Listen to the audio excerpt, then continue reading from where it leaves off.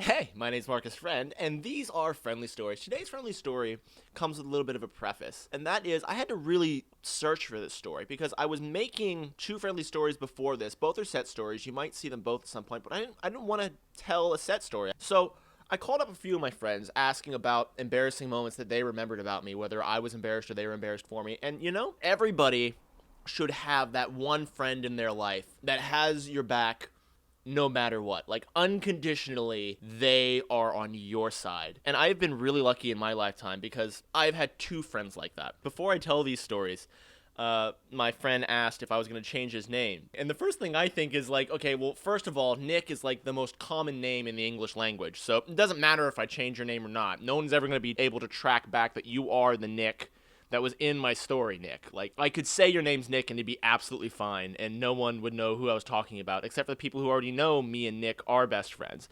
So, but, just to make Nick feel better, we're gonna change his name to, Ruffalo.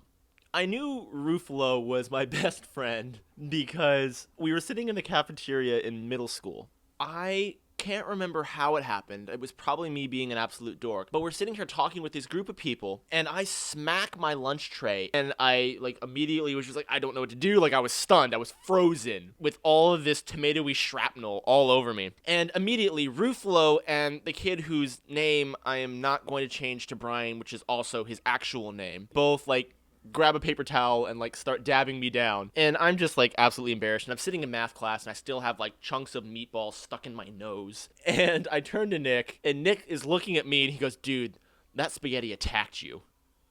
And I just remember making eye contact with him, and he was like, no, dude, it just jumped out of nowhere. I don't know how that happened, but that is uncool. Like, I am never eating spaghetti again.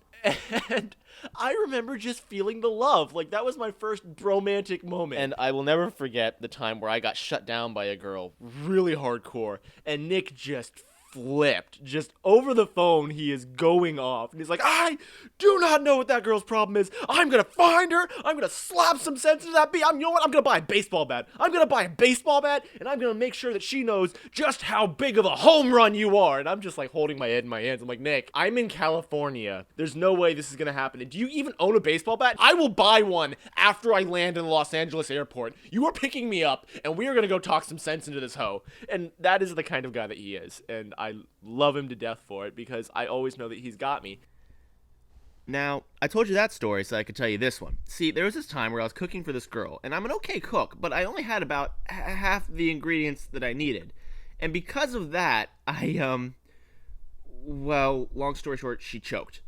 She choked on the food that I was cooking after taking one bite, and it was the most embarrassing thing I think I've ever gone through as far as the culinary experience is concerned.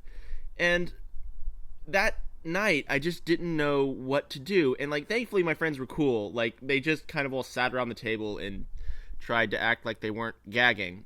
And, that's what friends do, I guess. But what's funny to me is that my buddy, as we're leaving that horrific dinner date, is just telling me how we can never, ever, ever speak of this event ever again. And I got thinking to myself, and I was like, that doesn't really work for me. I mean, I don't go around flaunting my flaws, but, those embarrassing moments are the moments that define me.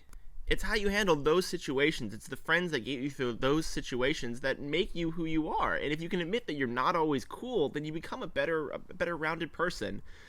You look back and you laugh at the things that happen to you and you move on. It's what makes a good story. It's what makes a great life. And I am so thankful for the friends that have gotten me to this point and have given me the stories that I have. So thank you. My name is Marcus Friend, and this has been a friendly story. I'll see you guys around. Bye-bye.